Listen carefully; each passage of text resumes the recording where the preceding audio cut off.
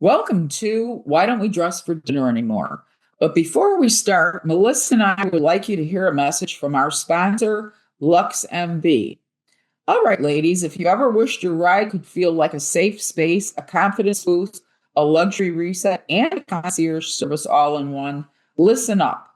LXMV, pronounced Lux MV, is Chicago's first ever woman founded luxury chauffeur and concierge service created exclusively for women in the LGBTQ plus community who deserve to move through the city with dignity, care, and emotional safety. Founded by Renata Medina, a former corporate executive turned chief experience officer, LuxMV was born from a powerful truth. We shouldn't have to sacrifice safety or softness to move through the world with strength. This isn't Uber Black, this is a sanctuary on wheels. Every ride includes a woman veteran chauffeur, mood lighting, personalized music, calming aromatherapy, luxury refreshments, and concierge level care tailored to your emotional and physical well being. Need glam essentials before a shoot, a curated wellness kit before an event, signature snacks or florals for a creative reset ride, time sensitive errands or concierge pickup while you prepare for a show or board a flight. LuxMV handles it, sourcing everything exclusively from local women owned and LGBTQ vendors, never from big box retailers. So when you ride LuxMV, you're not just being driven. You are being restored, supported, and poured into, while also circulating love, income, and visibility back into our community. You can follow the movement at LXMB_Chicago, and trust me when I say, this is a brand you're going to feel as much as you see. So when you hear Lux MV, know this. It's not just a ride, it's a moving reminder that we don't have to shrink to feel safe. We can rise, be seen, feel held, and still arrive in absolute luxury. Lux MV, where luxury meets healing in motion.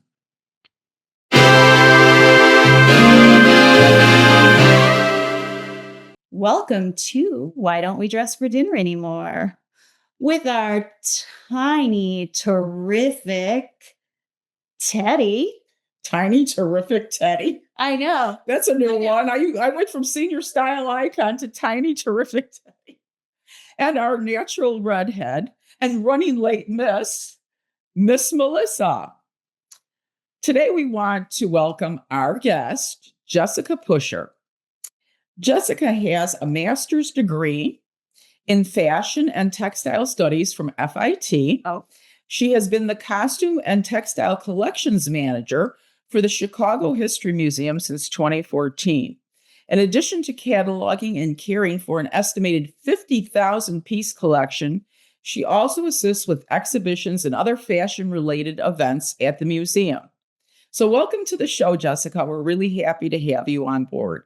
Well, thank you so much for having me. I'm happy to be with you too and to share some of our incredible things here at the museum. Yeah, absolutely. I was so fascinated when I saw you at a live podcast recording of another very, very popular podcast called Dressed in History, and you were the guest on the show. So that made me come up with all kinds of questions for you because I was just fascinated by all of the pieces of clothing that you have to sift through and decide which is shown and which isn't. So that brings me to the question. You recently curated the 2024 exhibition at the Chicago History Museum. And that was for Dressed in History, it was actually called. And it was a costume collection retrospective.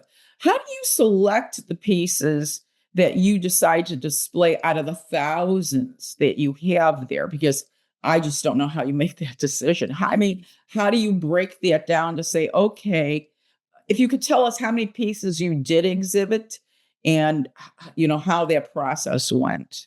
Yeah. So in total, in the actual exhibition, we had around 70 objects and we did do a rotation halfway through. So when I say objects, so we had about around 30 fully dressed mannequins. So mannequins with full ensembles, coats and things like that. But then we also had so many accessories.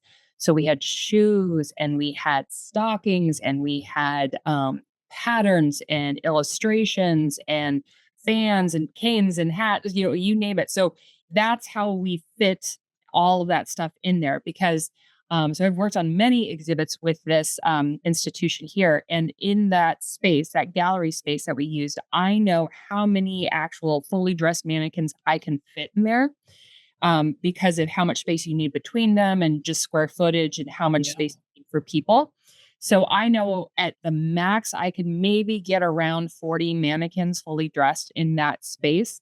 So if I went small, I knew I could show off more things. So instead of just, a couple of really large things, I knew if I went small and paper and that kind of thing, and then we would rotate it out, we would be able to see more objects. Yeah. And Dressed in History was a really great opportunity because it was our fundraiser's 50th anniversary in 2024, which is the Costume Council. They started in 1974. So it was their 50th anniversary. And the costume collection actually really got its start in 1920. So it was almost 100, a little after 100. I mean, obviously, 2020, we weren't doing much.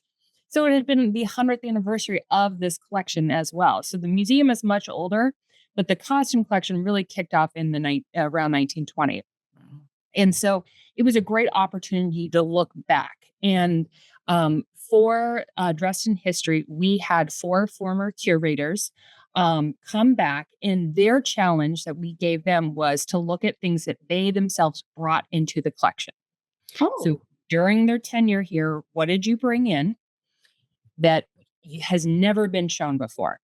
Because I love to put new things on view, because if I put new things on view, that means I get it photographed and I get the chance to update it and put, make sure the catalog record is great. And, it's my only opportunity to have things professionally photographed. Most of the time, if I'm the one down here taking pictures Yeah. with the phone or a really old camera that we have as part of our collection. And so when so we had that, they had to pick something that they brought in, they had not put on view. And then one object that they thought was the quintessential object of the collection, the thing that was the most special, or when they think about the collection. So we got their 4 ideas.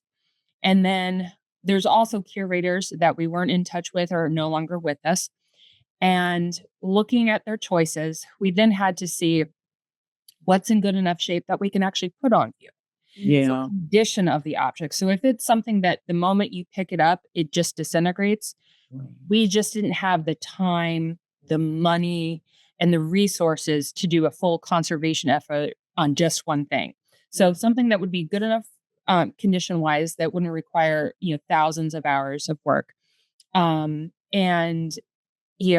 kind of fit with us, with the theme. And, so I took all of their answers, selections, I guess I should say, and kind of laid them out.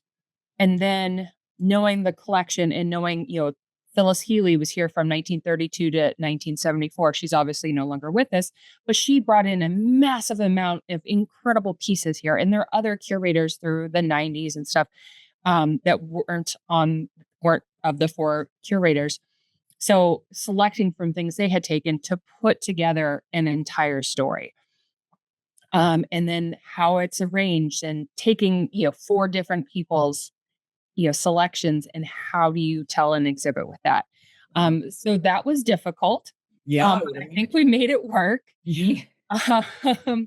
But, there are so many fabulous objects in this collection. Right. And you can geek out and fangirl over so many different things.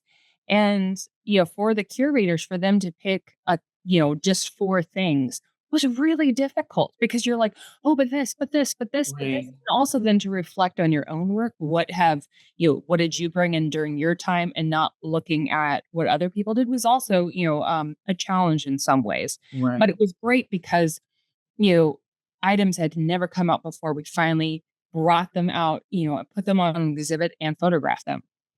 Sounds fabulous. The follow-up question I would have is, Okay, so you finally honed everything down to kind of like the story that you wanted to tell over the decades.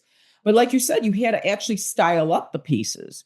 So Mhm. who was actually in charge of styling the mannequins? It wasn't just putting the piece that was selected, but like you said, the jewelry, hat, if there was a cane, a bag, whatever, shoes. Who did all the accessorizing? Yeah, so it's with an exhibition, it's always a group effort. So it's never just one person. Yeah. As I jokingly say, they're the most painful group projects that you will ever participate in. Um, they go on Worse for than years. college? Yes. Yes, yes. Yes. Wow. Because they go on for years. Exhibits don't happen overnight. They take Yeah. years of preparation and working together with many different, team members to make something happen. So when you see the styling, you have curators selecting objects, you have mount makers deciding what is the best way to mount a thing. You have to select your mannequins. Is it too small? Do we have to build a mannequin? You have your conservators who are saying, hey, we can't use this type of thing because it's going to put too much stress on the shoulders and stuff like that. So like I said, it's a big effort. Right. And then you're working with the exhibit designers and the exhibits team to figure out like what's the look, the lighting, the paint, how are people interacting with the spaces. So there's no one person you can point to and say, oh, you kind of have an idea. And with Yeah. an exhibit like that, because we use things from the earliest piece was from the 1770s, and then the most contemporary piece was from 2023. When you're showing things like that, you're using many different mannequins, many different types of way of displaying a garment. You're not using one type of mannequin because Right. there's no one mannequin that could show all of those kind of garments in the correct manner. So we were just pulling from our stock of mannequins that we have. We have 3 facilities here at CEHM that we use to store items. And one of those facilities, I have the mannequin um, collection at. So just an entire collection of mannequins that are, some of them are, predate me on this earth. Wow. Probably even predate the 70s. I mean, because they're incredibly beautiful mannequins used for historic pieces. Yeah. Not Yeah. like department store mannequin. Right. Yes. Wait. So there's this book, How to Get Ready for a Date in 6 Hours or Less. What is it? How to get ready to display a historic costume in how many hours or less? Like, how many hours do you think goes into just one? If you had to break it down with the amount of people that are going into it to display just one of these pieces that we are like one of these displays that we are looking at, Yeah, this is an enormous amount of work. it is. Yes. This is And not like getting dressed. I assume you just put it on the mannequin. You're like, that No. looks great. If you're done, you're like, no, yeah. this is insane. Yeah. So because, like say our dress from 1770, I have one of those. And we are going to alter a dress form, a mannequin to fit the piece. So before we even try it on anything, we're going to measure the actual garment to see what's the bust, the rib cage, the waist to see, and then measure a mannequin to see, okay, this is within the parameters because you don't want to go too big and rip it, so you want to measure it first and figure out, okay, this seems pretty close. And then, with all these historic dresses, the amount of undergarments you would have and getting that right, because we don't have the undergarments that whatever person it was wore specifically with that piece from the 1770s. Sometimes we have the actual undergarments, sometimes we don't. So, like that piece from the 18th century, we had to do a lot of trial and error with getting that skirt silhouette correct. So it's panniers. So it looks like you have baskets coming off the side of you. Think Marie Antoinette, very wide hips. So narrow from the front. Well, you're very wide this way, but you're not very deep, if that makes sense. You're really long. Mhm. And so trying that over and over, and our mount maker, his name is Michael Hall, he's fabulous. He had to hand make the panniers underneath that. And that dress isn't symmetrical. Someone has, twerked with it and, put in a waistband at some point and stuff like, so it's not perfect on either side. So he had to make one side a little smaller, one side a little larger so that it would lay correctly.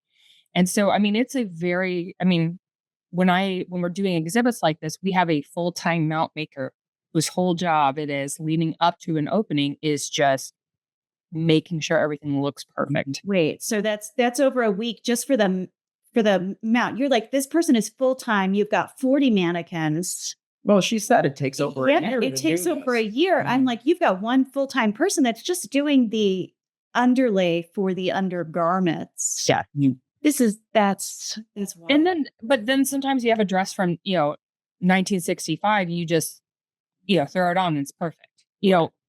Polyester Yeah. can be great The in some advent ways. of oil-based fabrics Yeah. has helped enormously. I remember when you were talking to the podcaster and you were showing, how you take some of the stuff out of the boxes and you have to have gloves. And like you said, they're so old, some of them, they could literally disintegrate, and how you have to go through this whole reconstruction process. It's really very complicated. And I think it's tremendous that you're able to curate and do all this. So that brings me to the next question. What really fueled your passion for fashion history, Jessica? Because I don't know, what was your original, when you went to FIT, what was your actual goal? Was it to be like a fashion historian, or kind of tell us what led you to that? Yeah. So I'm originally from Phoenix, Arizona, and not the hotbed of fashion way that people think of. Um, I went to the University of Arizona in Tucson, and I got my undergrad in art history. And when I was doing my art history courses, I always talked about the clothing that people were wearing in the paintings. Oh. And after I got my degree, I worked for a lot of different institutions in Tucson. I also worked in the University of Arizona, and I decided I wanted to go back to school.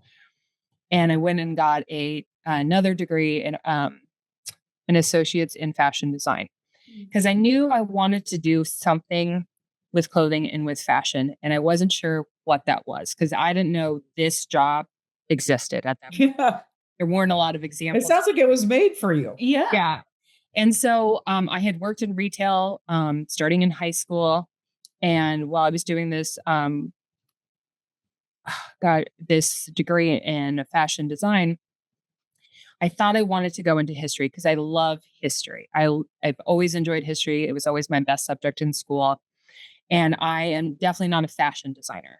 Took a lot of classes, did a lot of things. I was like, this isn't really where I am so much. I can make some great Halloween costumes, but I am a fashion designer. I am not. And so I just kept exploring and taking all these courses. And I got a job at a clothing store called Buffalo Exchange, and it is a buy, sell, trade store. Yes, my children love this store. Yes. Yeah. Well, it started in Tucson, Arizona. Actually, I believe in either 1974 or 1972. And I was introduced to him in Tucson in Phoenix, and we had a class where we were talking to one of the managers there, and she was explaining things, and it made so much sense. I was like, I'm going to get a job there, because what they do is people bring them clothes, they go through each object, each item, and they decide whether or not it's something that they want to purchase for the store, and then you get either cash or the store credit for it.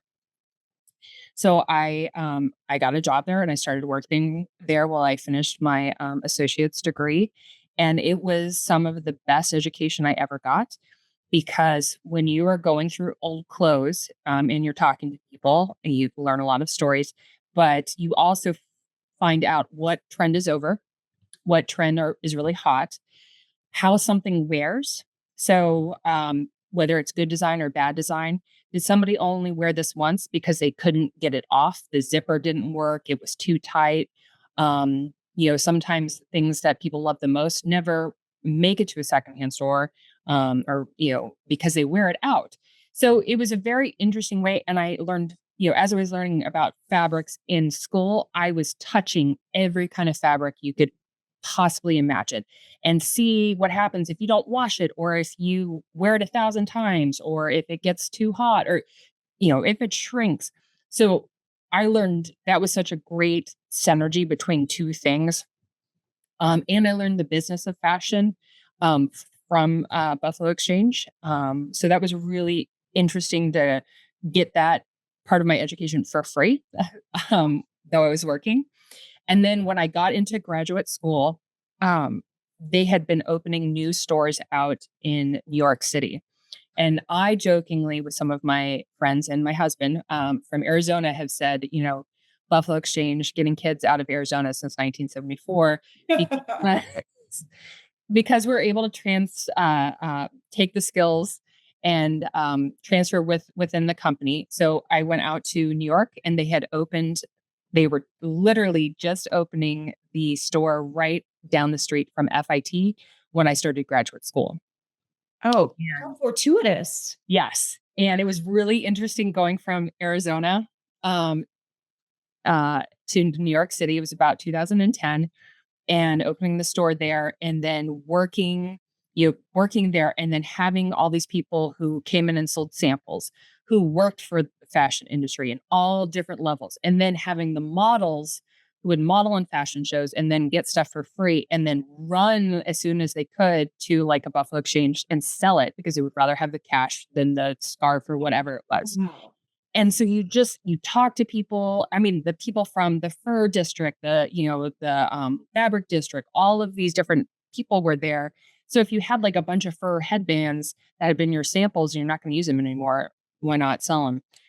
So it was a very interesting time. I worked in a lot of different institutions for free, volunteering, interning.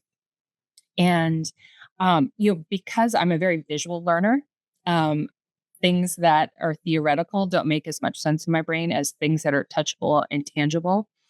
And I think that clothing is a great type of object to use to interpret history through and to get kids or people who maybe not be excited about reading about history, but maybe because of the personal connection clothing has to everyone, utilizing that. And I came into this job. I started here in 2014.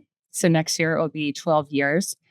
And even in graduate school, I didn't realize my position was job. I wanted, my position, I'm the collection manager here at different institutions. It could be called different things. It could be an assistant curator, that kind of thing. So that's what my title is here. And it's what I do is the physical care and management of the clothing. And I've also been here so long that I've been able to do a lot of curation as well, research, writing, interviews like we're doing here. So it's all over the place. Yeah. How do you get the clothes? I mean, do people just donate it to the museum? Do you seek out certain pieces? How does it? Do they give them to you at the Buffalo Exchange? Like, No, A piece from 1750 came through the Buffalo and yeah. So most everything that we acquire is through donation. I would say probably about 95 to 99%. At this point, I have so much stuff that it's very hard for me to say, oh, I need this or I need that. What I really need is more time and more people to go through everything we have here to see exactly what it is I have. Because maybe I have 5 of the same dress. Maybe I have 20 of the same pairs of shoes. Wait, is this a call for volunteers? I need to know to tell our audience. No, I have plenty of volunteers. Okay, just checking. Yes. Just checking. But donations, monetary donations are always great for the Chicago History Museum, considering we are a nonprofit. Okay, back onto topic here. But yeah, so it's mostly, a lot of times it's as someone is cleaning out a house, sometimes after someone has passed, or they're downsizing, or just cleaning out the family house. People come across a lot of things at that point. And then, sometimes it's people's, I just don't want this anymore. Do you want this? So we see all kind of varieties. We have hundreds of wedding dresses because everybody who got married typically saved their wedding dress. And we have so many wedding Texas. Same thing with like World War II uniforms. Oh, really? Yeah. Yes. So there's certain things like that, in our museum, like postcards. We don't collect postcards anymore. We have thousands of postcards. Yeah. And almost every day, people send us in the mail more postcards. And it's like, we don't take them anymore. We have so many of them. So, it's a balancing act, because you want to continue to um, collect current history. So that's always the area that we're really looking for the most, kind of objects or things that are currently happened, the recent past.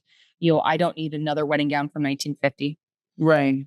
I don't need another, evening dress from 1920. I have beautiful, beautiful examples of those. But it's the more current stuff. And it's so hard, to know what is important to collect for history as Well, history. yeah. So the question would be, when you're looking, like you said, now you want more recent pieces. Are Mhm. you looking for specifically more kind of designer end pieces? Or somebody gives you something that they bought at Shein? Mhm. I mean, what is it that Yeah. you're kind of, How can you tell what's important to history right now? Because Yeah. is fast fashion going to be something that you need to say, hey, this was important? Like what's Yes. the So you on that? yeah, that is very difficult. So the main thing, and as we've been an institution for, gosh, since 1857 is when we were first established, our goals as an institution have changed.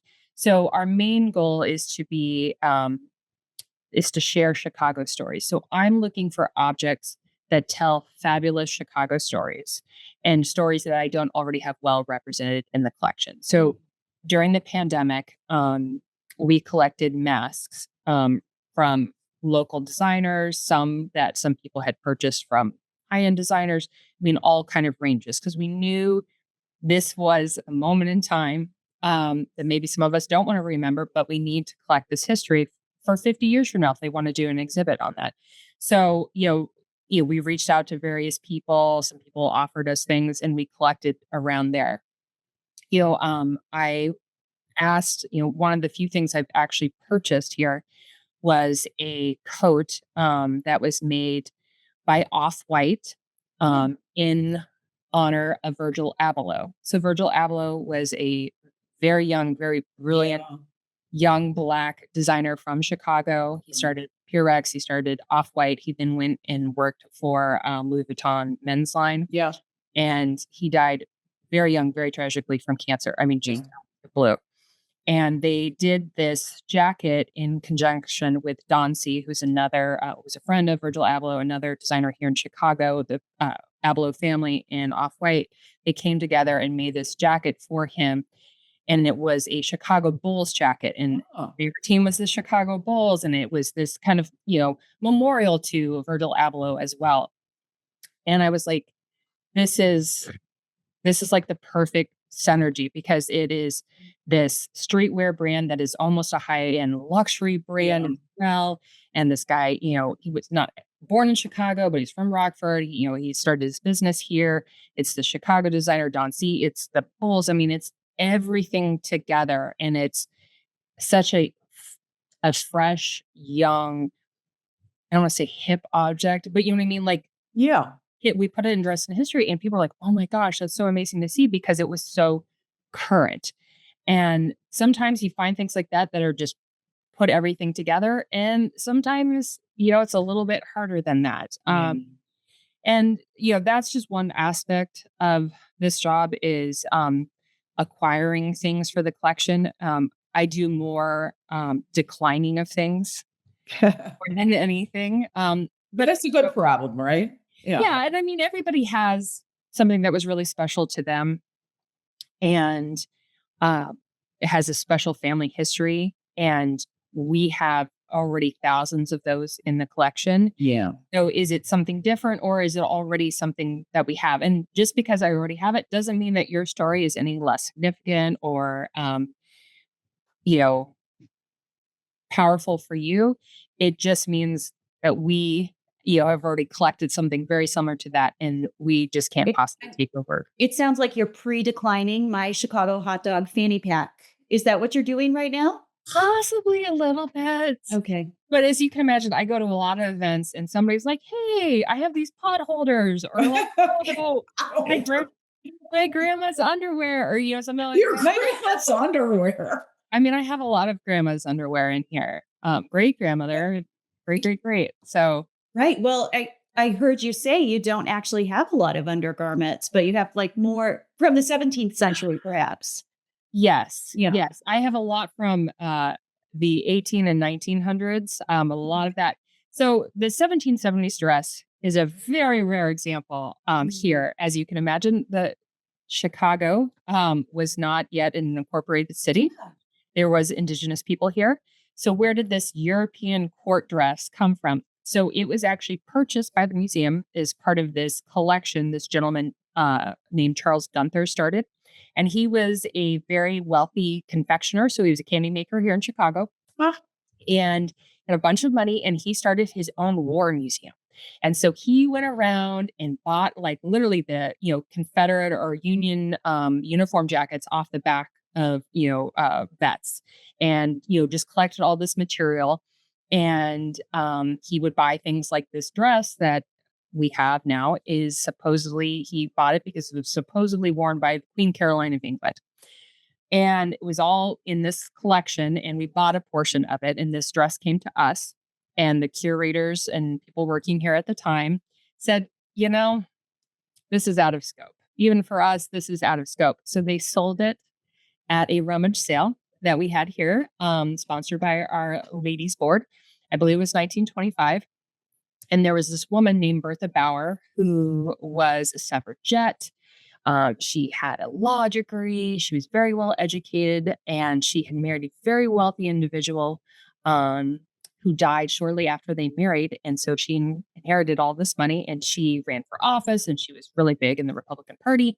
And she bought this dress. She was the first one there.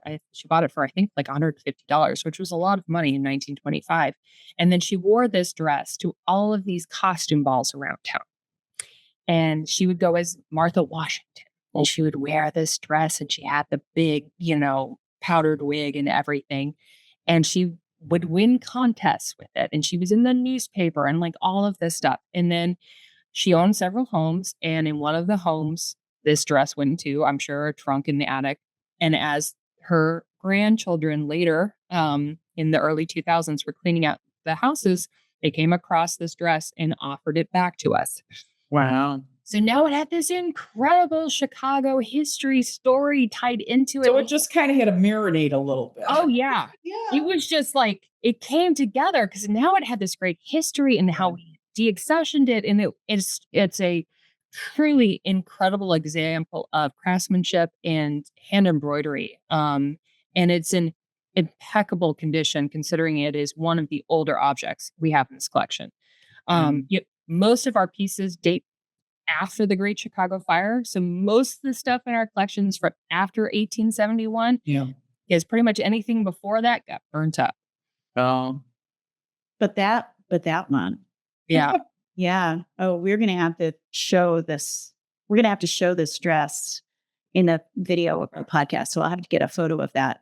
Yes. And it's all online too. So all of those are. Well, so you can just pick it up offline. That's great. Not offline. Well, considering all these from the mid 1800s to now, and you've got all these thousands of pieces, is there any particular era that you would say that is your favorite in fashion that somehow speaks to you, that you think, this is my favorite way of dressing, this is my favorite look, and why? That's a great question. So there are things that are easier for me to take care of. So anything from the 70s. Well, it's all polyester. Put it on a hanger, throw it in a box. It'll last forever. Yes. So as a collection manager and thinking about caring for things, double knit poly, like no issue. You can put that in an exhibit. It's good to go. So there is that. And I love Halston because Halston is just a magician. Simple, but Right. it looks like just a piece of fabric on a hanger. Right. Put it on the body, and it's, oh my gosh, incredible. Um, so so I really like, if I was gonna dress up in vintage clothing, which sometimes I do, 1940s, 1950s, it tends to be where I tend to land, sometimes in the 1960s. But there are things throughout all fashion history that you open the box will just make you weep. Yeah. Some of it is really delicate and finicky and really hard to take care of. And some of it, you can't even breathe when you're around it because it is so fragile. Wait, Um, what is the last box you opened that made you weep? What era was it from? that is a great question. I it still sticks out to me vividly. I was going through a box of slacks, which is not an exciting box to go through. Right. Yeah. Yeah. And, a lot of, sensible women's slacks from the 1960s. And I'm going through this box and inventorying it. And I come out, I taking them out, and I come across a one piece, long sleeved romper, hot pant romper by Pucci, Emilio Pucci. So 1960s. And it is it's a velveteen, has zero stretch to it, zero stretch. And it is, like I said, hot pants, magenta, and then down on the actual lower level, it is all like swirls of purple and white. And it is incredible. And it is so petite, from the measurement from here, to the crotch. So that whole line is so small, and there's zero stretch. I can't put it on a mannequin because all my mannequins are too long from there to there. Wow. And so that was just one of those things, like, you're going through pants and then you see this, you're like, where did and nobody has seen this probably in like 30 years. The magenta ironwork Worth gown, from the 1890s, was just another one of those. I was pulling out of Worth because this class is coming through, and I was like, well, let me pull something out I've never seen before. So I went and I found this box, I pulled it out, I opened it, and I was looking at it, and I am not a scholar of Charles Frederick Worth, but looking at this, like, man, this seems important. And I'm not 100% sure why. I took photos of it, I posted online, and people lost their mind. They didn't know that there was a pink one. It's a really beautiful pattern that they had made, that Charles Frederick Worth had made for this dress. And it's in pink, like a magenta, kind of like this, but darker. Yeah. And I mean, that is just a fabulous piece. Behind me are a bunch of, this is a rack of clothing. And those are going to be evening coats from the 1920s. Oh. Now, Yeah. are they cocoon coats where they have to hold them closed? Most of them don't have a button, or maybe they just have one. Yeah, they used to hold them a certain way. I know that from the old movies that I watch. Yes. And the women, I'm always thinking, I'm always juggling. Of course, they didn't have phones to juggle too, but I'm always wondering how they held those coats closed. They had their evening bag and they just held it a certain way. It's right. They're holding it. They're talking They have to their hold baby it. voice. Yeah, they have to hold it. Yeah. closed. Some of the, and they're, they all have this fur detail on them. And then on this side, we have some more pieces that are going to be from the 1880s, 1890s.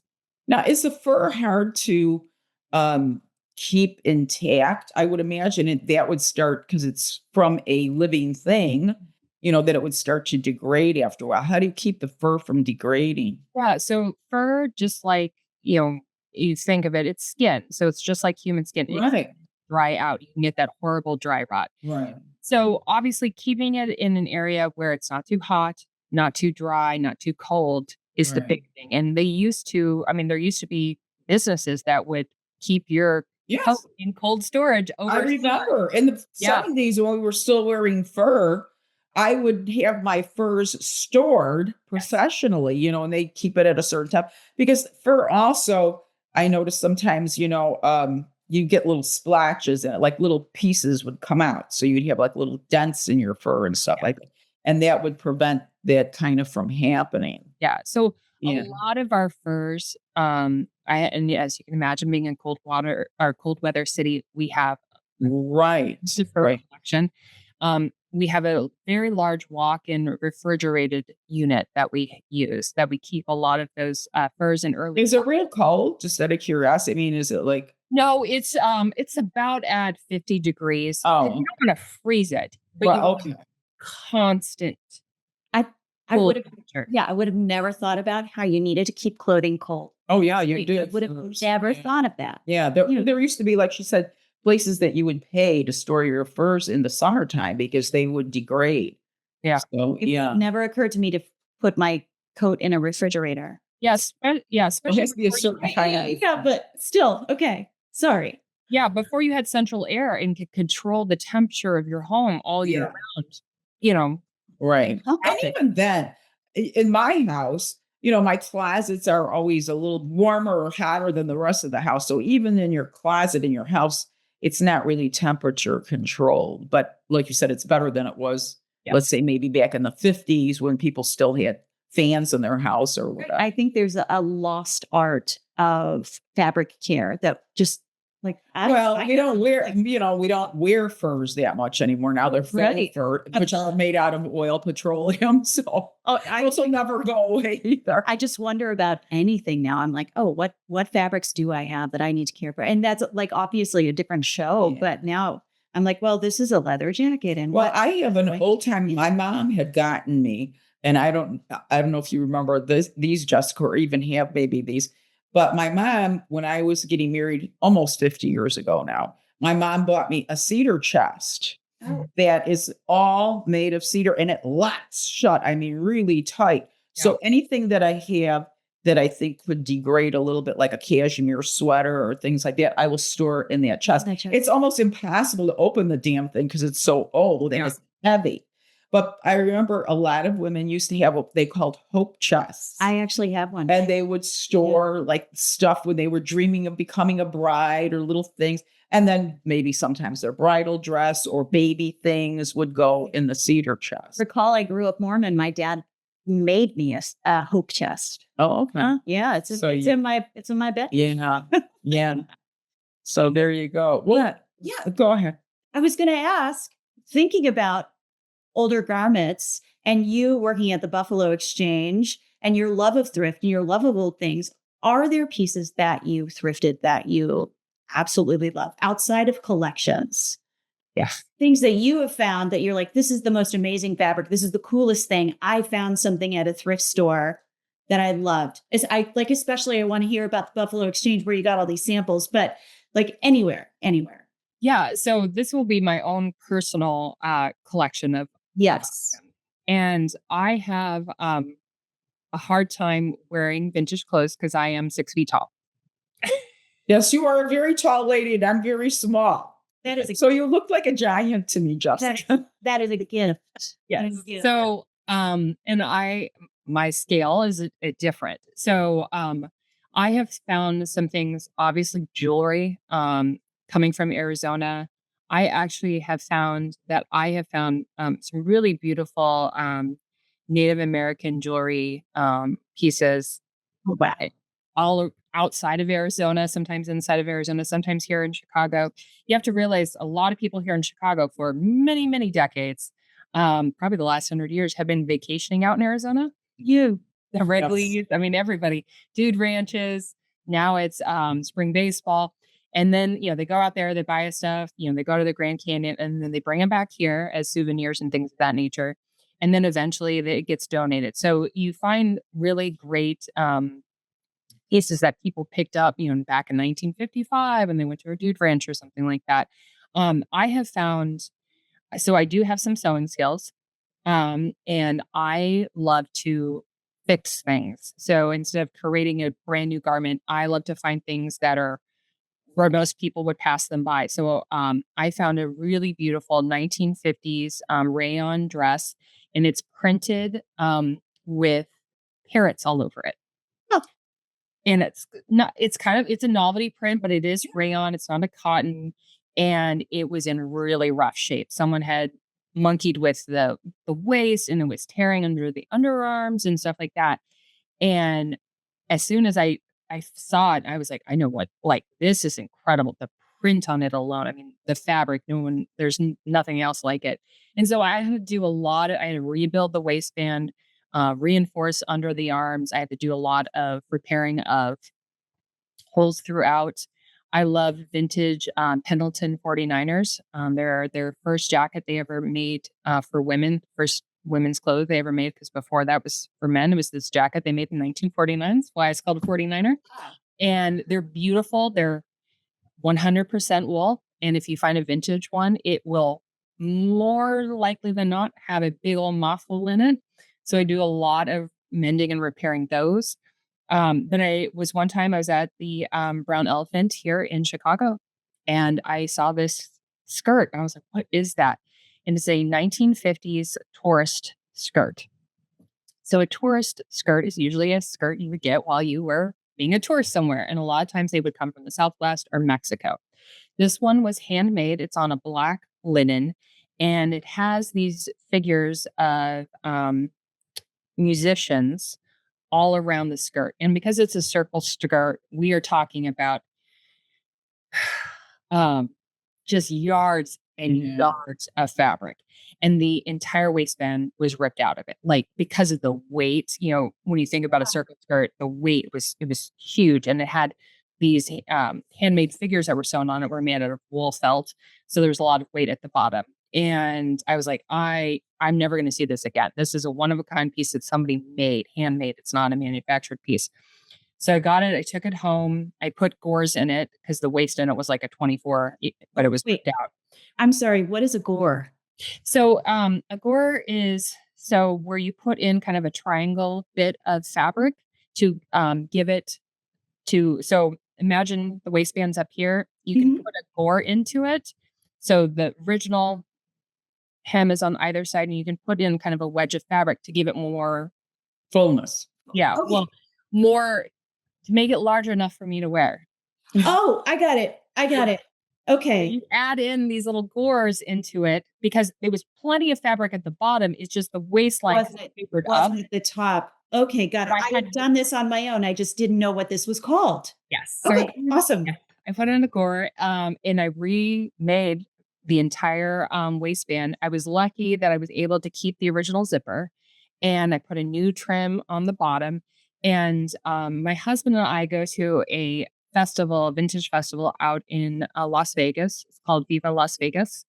And it's a big car show, and there's all these vendors and people dress up. And it's the kind of thing that, like, when you wear it out, if you're around people who know vintage clothing and stuff, they see it and they're like, oh my gosh, where'd you find that? And I was like, I rescued this baby. I put a lot of time, and I know how many I had to buy this. I put new trim on the bottom of it. And I mean, that's where I was like, it was 8 yards of trim that I had to buy. Holy moly. It was the wildest thing. And it's just like, you kept sewing. You're like, surely, I don't. Is this ever ending?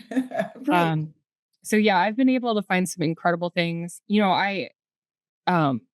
I've been to thrift stores all around the country, and every once in a while you just see something, you're like, wow, that's incredible. And especially my husband also thrifts, so he's found some incredible suits. And every town, every place kind of has its own flavor of what was really popular.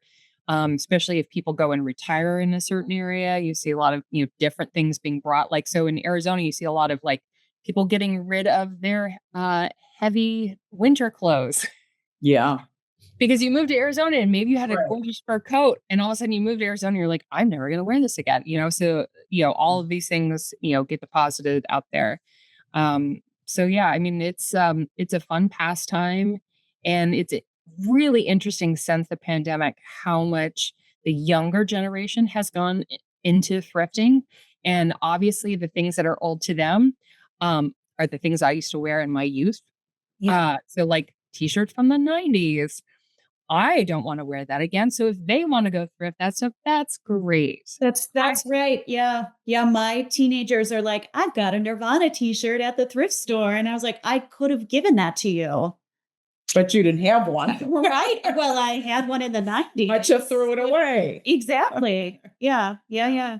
Because we all think, many years later, why didn't I keep this? Why didn't I keep that? It would have this value. It would have Well, but when you're in the moment, it's just another piece of, I'm never going to wear that. And you I feel like we have Jessica, and it's like, well, she's probably the expert on whether you style something or you pile something. We have a segment on our show where we're like, style it or pile it.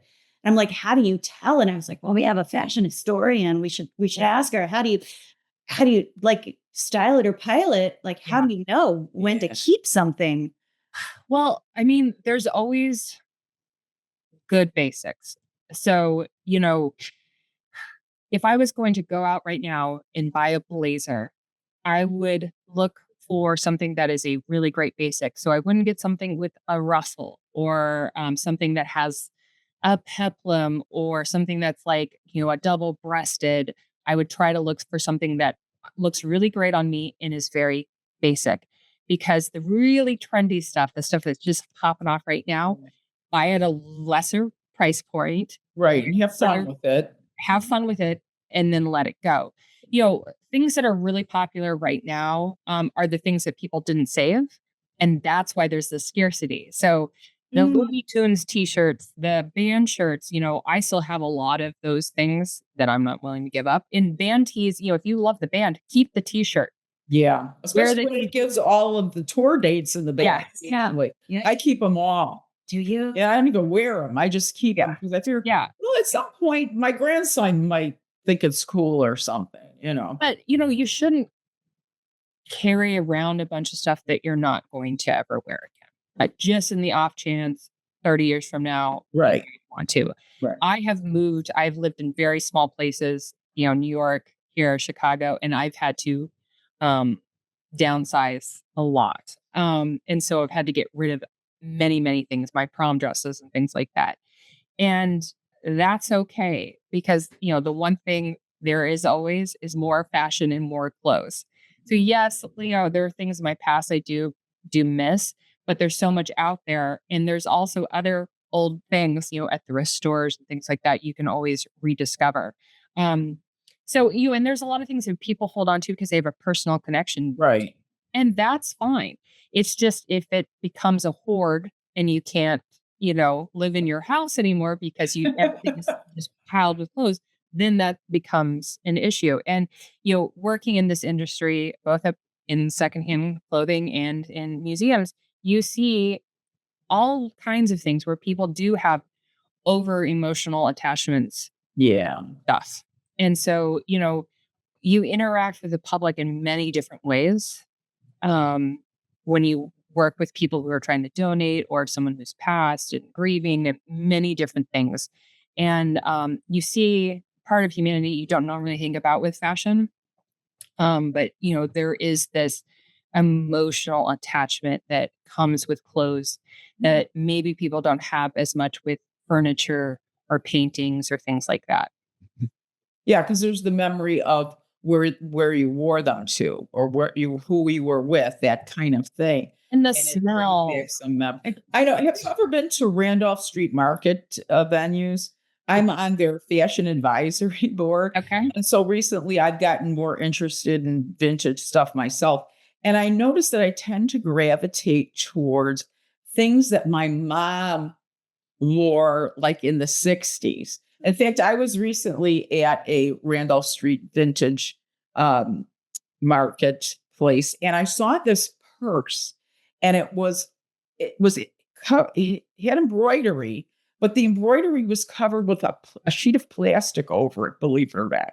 And I thought, I remember my mom wearing something like this in the early 60s.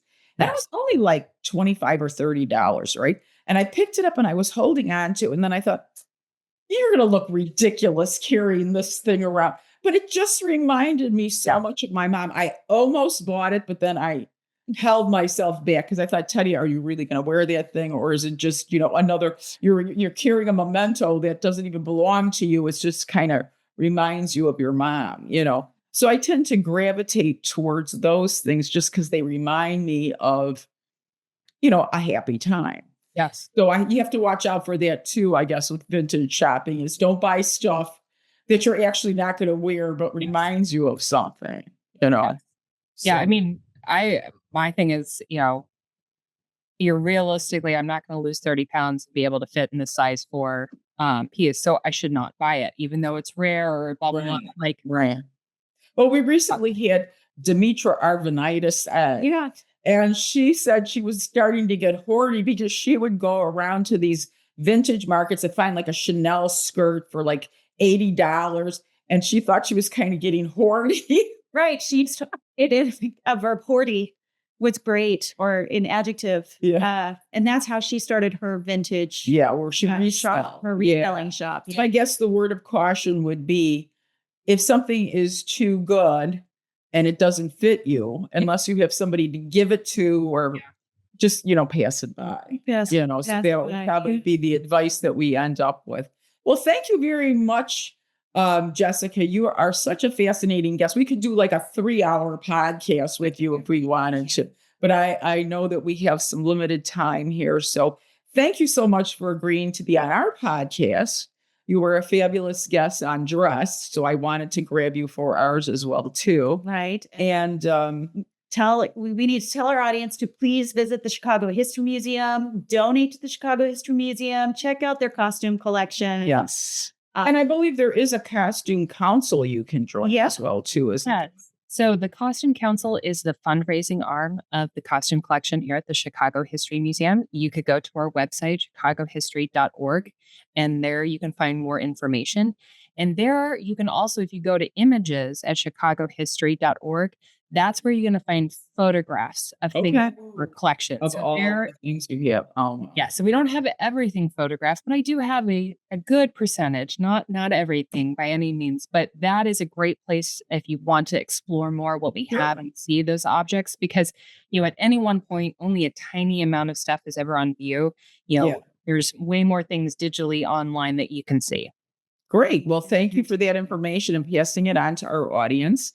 And we just have one more question. Teddy, I have one more question. What? Why don't we dress for dinner anymore? I don't know, Melissa. Why don't we? The The end.